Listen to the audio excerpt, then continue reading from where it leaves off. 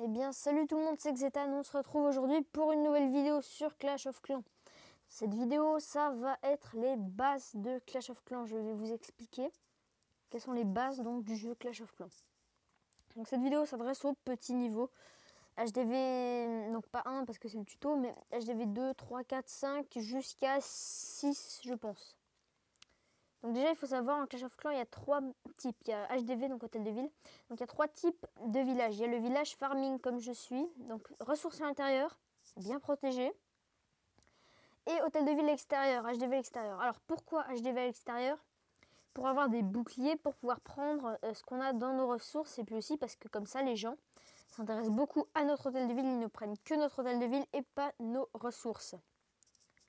Deuxième type de village, on passe à un village Rush, le village Rush, les ressources sont moins protégées. Non, ça c'est le village hybride, pardon. Village hybride, les ressources sont moins protégées. Par contre, on mise tout sur l'hôtel de ville et là c'est les trophées en revanche. Et troisième type de village, il pourrait aussi un peu y faire penser. Alors il y en a pas mal qui font ça. C'est qu'on met tous ces mines d'or et des fois ces réserves et ces réservoirs à l'extérieur. Vous allez me dire mais pourquoi c'est complètement bête? Et bien tout simplement pour que les joueurs attaquent nos réservoirs, seulement nos réservoirs, ne nous piquent pas de trophées, ne nous mettent pas de boucliers. Voilà, pour moi c'est les 3 types. Ensuite, le château de clan, il est hyper utile. Si je peux vous donner une petite astuce, vous allez rechercher des clans, vous allez marquer The 200. Attends. Et en fait c'est une chaîne de clans super connue. Regardez. Voilà, donc là, par exemple, vous y allez. Alors, vient demande repas.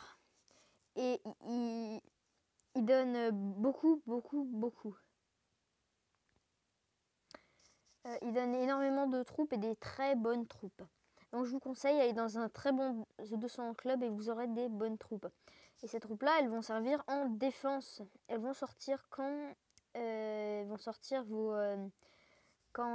allez vous faire attaquer dans cette zone. Alors, après ça, alors là, j'ai fait une boulette, c'est que mes 2 mortiers, j'ai amélioré en même temps. Je devrais pas. Pourquoi? J'ai un groupe d'archers, j'ai plus qu'un seul mortier. Imaginez. Ah non, il n'y a pas marqué. Bref, là, je fais comment si il y a des archers ici? Le mortier ne les couvre pas parce qu'il est en réparation. Donc, c'est pas top ce que j'ai fait. Pas tip top. Alors, donc évitez de mettre par exemple les 2 défenses anti-aériennes. Alors, la défense anti-aérienne, contrairement à ce que pensent beaucoup de gens, c'est très important. Est-ce que ouais, là j'aurais pu vous le montrer, mais alors, les défenses anti-aériennes, à quoi ça sert? Eh bien, les défenses anti-aériennes, ça sert à protéger. En fait, ça fait énormément de dégâts contre les troupes aériennes. Voilà. Donc, améliorer les biens, c'est important. Les gens qui quittent comme ça les éclate. Voilà. J'espère que cette petite vidéo vous a plu. J'expliquais donc juste qu'il faut bien maxer ses défenses, qu'il faut pas trop penser aux trophées quand vous êtes petit level. Je vous conseille plutôt un village farm quand vous êtes petit level pour progresser vite. Moi, je me considère plus comme un petit level, mais je suis quand même pas très bon. Donc là, je mets encore mon HDV extérieur, j'ai encore un bouclier, et là, je collecte un peu tout. Je fais aussi des full archers. Là, on vient de terminer la guerre, c'est pour ça que j'ai rien. Vous faites des full archers et ça fonctionne bien. Salut, c'était Xetan.